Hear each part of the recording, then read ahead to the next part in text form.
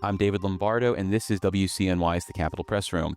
In recent years, there has been more attention paid to the issue of so-called deed theft in popular housing markets, especially areas that are ripe for possible gentrification. And while there has been a concentrated effort in New York to deter or punish some of these bad actors, State Senator Jabari Brisport, a Brooklyn Democrat, is pushing additional measures to prevent homeowners from being duped out of their property. And he joins us in the studio.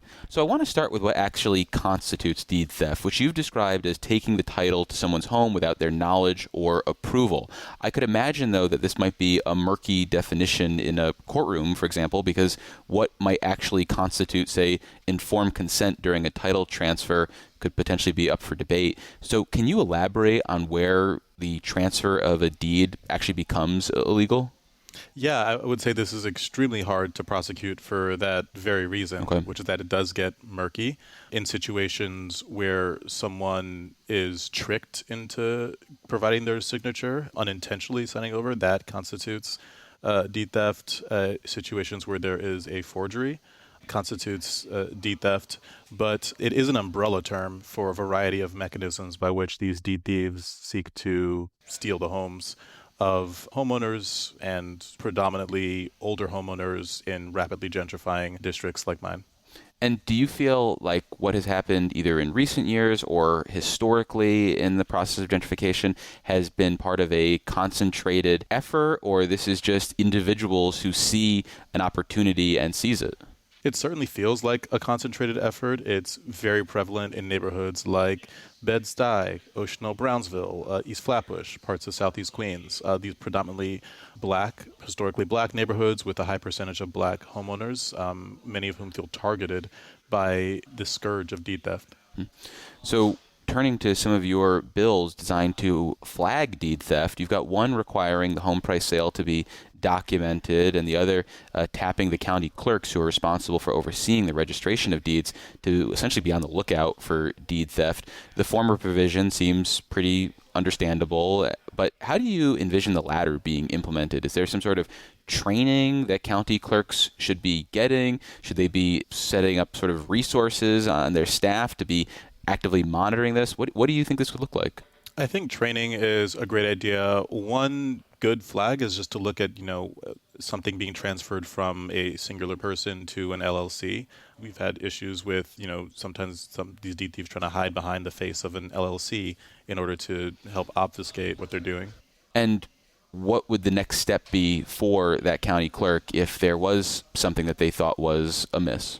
They would flag it for the Attorney General to investigate before actually transferring over the deed.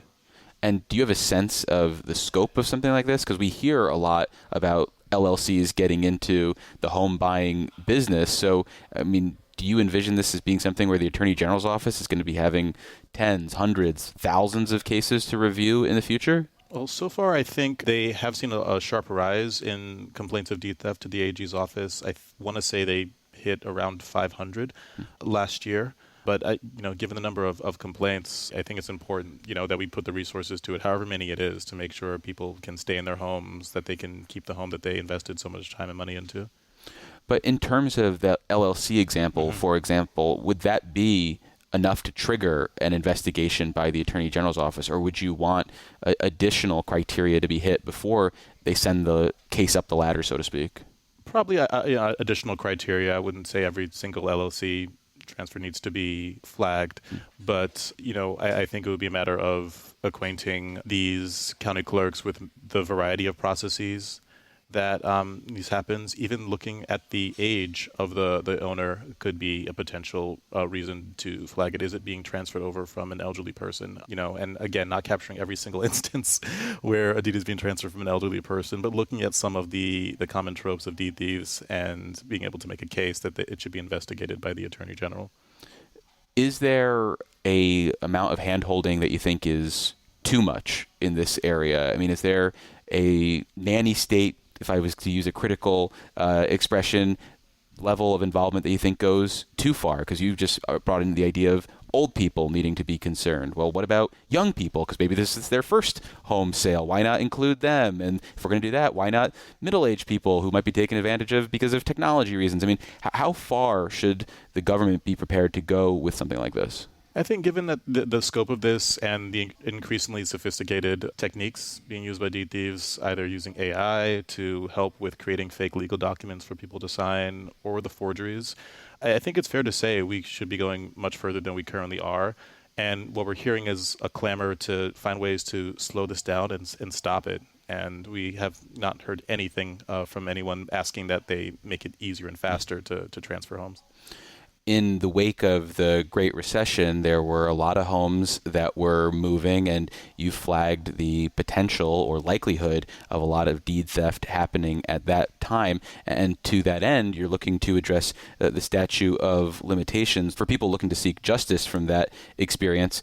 Is that just in the civil courts, or are you thinking about criminal prosecutions? What sort of look-back period are you looking for to address that period in history? Our bill would just be civil, and the case that was really the impetus for that particular bill was one of my constituents, Ray Cortez, elderly Hispanic male who was a victim of deed theft from the 2000s. It actually happened to him when he was in his 70s. He's in his 90s now, doesn't speak much English, but we got acquainted with him when he was basically facing an eviction, potential eviction from his own home that he owned, but had been a victim of deed theft. And can you talk about what actually happened in that experience? Was it the case where he was unaware that he had maybe signed something to give away his deed? He was unaware, and in our attempts to escalate his issue with the Attorney General, they said that they were unable to actually investigate the case because the statute of limitations had passed, that it had exceeded the 5-year term limit because of the timeline. And so this was a clear case where we knew we need to find justice for this man, and that would involve lifting the statute of limitations temporarily to ensure that the case can be investigated and he can stay in his home.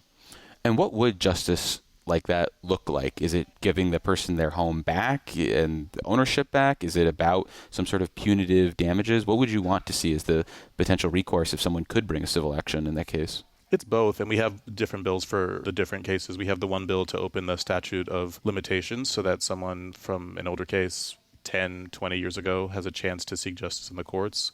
And we have a separate bill to create a private right of action so that the victims of deed theft could sue for damages from the deed thief that would be on top of potentially getting their home back. And why a 1-year look-back window? Because I think about something like the Child Victims Act, where if you had been abused or were victim of sexual misconduct, you probably knew it. Whereas, as you just pointed out, this elderly gentleman had no idea that his house was taken from him until it became an issue. So there might be people who, after this window is created, finally realize that they've been victimized by deed theft. So why a 1-year window as opposed to just making it more open-ended? What we landed on was having it start in 2001. This was after conversations with leadership and central staff in the Senate, and also in New York City, the newly created Office to Prevent Deed Theft, run by Peter White, who has experience litigating in this field. And the consensus that we reached was starting this look back about starting 25 years ago of 2001. I think part of the thinking, too, is with the growing awareness campaigns around undone deed theft, we will make more people aware of how to seek justice and what justice they can get in the coming years. And ultimately, honestly, just like do our best to stop it before it starts. Well, and you mentioned at the top of the interview that the prosecution of deed theft cases can be a challenge because it is kind of a murky issue. We've been talking, though, about these civil cases. What about the threshold in civil cases? Do you feel like it is a low enough one that people who have been wronged will be able to be successful in court?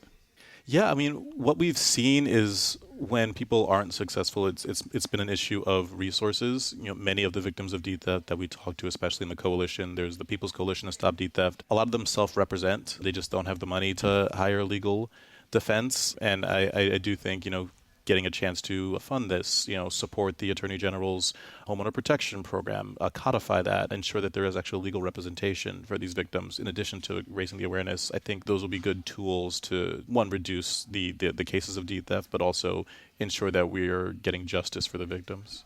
And what about language services? Because as you pointed out, in that case that prompted the 1-year look back, or at least example of why it could be necessary. Mm-hmm. Is there anything to ensure that someone understands what's being put forward to them in a certain language? I mean, you highlighted older people might be subject to abuse, but I mean, the language barrier seems like a big challenge too. Yeah, I don't have any bills on that, but I think that's a fantastic idea. It's free. Thank you. I'll take it. That's just the Dave Lombardo Act would be fine. You got it. And if I'm at the bill signing, that's fine too. I get a pen, that's fine. We can play it by ear. Great. We can talk. And in terms of the future of something like this, you talked about the idea of making more people aware of this. Does this need to be part of a statewide campaign, or is it primarily those neighborhoods that you're talking about, or areas upstate in, say, urban areas that might be ripe for gentrifying? Absolutely statewide. In fact, we were approached by Assemblymember Demond Meeks about a deed theft bill. He's from Rochester, one about banks and foreclosures, just to give, which helped give us a sense of the scale of this. I think one thing that's hard to determine the scale of it too is a lot of people that may be victims don't know that it's a systemic issue. They may think it's their own fault, or they may be embarrassed about letting it happen to them. It's really lately, as people have begun to organize, and it's, again, the People's Coalition to Stop Deed Theft, which has been organizing a lot in Brooklyn and now starting to organize more in Harlem, has been doing some stuff in Southeast Queens, is helping, putting more public attention on it and helping more people come forward. So as you're pushing this, who are you facing opposition from? Who is potentially opposed to this? Is it financial institutions that potentially benefit from these types of transactions? Is it the LLCs that are able to take advantage of it? Is it realtors who just want to close a deal? I mean, where do you find the potential obstacles? We haven't really gotten much public opposition to it. How about behind the scenes? Well, I would say one public. We had a letter of opposition from an advocacy group for credit unions regarding our bill with Demond Meeks about some edits and some language they felt was broad. We took those to heart. We're making edits to the bill. But I think it would be a huge vindication for a lot of the deed theft advocates if they feel that there's an organized group that's doing this, if there was more public opposition from, if people came forward that were doing the deed thieves. I think they don't want to do that because they'd be essentially admitting you're, a criminal. But sure. But I wonder, though, if there are sort of more legitimate actors who benefit from the status quo, who, for whatever reason, whether it's because houses are being sold and that sort of turnover is ultimately good for them and they don't care about the origins of that sale, and thus they will come up with some reason to support the status quo. I mean, there doesn't seem to be a big bad boogeyman that you need to worry about slowing things down at central staff or, supporting some majority members saying, don't do this. No, I've gotten a lot of support from colleagues. Central staff has been incredible with giving feedback and workshopping the bills. I'm at least one of them is moving the private right of action bill. Recently moved through committee, and I haven't seen REBNY raise its head about this for now. So I think it's just a matter of making sure that there is enough awareness to remind people of how bad of an issue this is. And again, the Senate knows. I mean, that we passed legislation on deed theft before. We formally made it a crime a few years ago. There have been attempts by legislators like Kevin Parker to establish a cease and desist zone in all of Brooklyn to keep solicitors from trying to cajole homeowners into selling their homes. So there's been a lot of work done, and the legislature's been generally supportive. And at this point, it's a matter of putting additional tools into the tool belt to combat deed theft. Well, we've been speaking with State Senator Jabari Brisport. He is a Brooklyn Democrat. Senator, thanks for visiting us. Really appreciate it. Thank you so much, Dave. Thanks for listening to today's edition of the Capitol Press Room. For an insider take on what's happening in state government, check out our Dispatches from Planet Albany show, available wherever you get podcasts or at capitolpressroom.org. Join us again for Capitol Press Room, a production of WCNY Connected, Syracuse.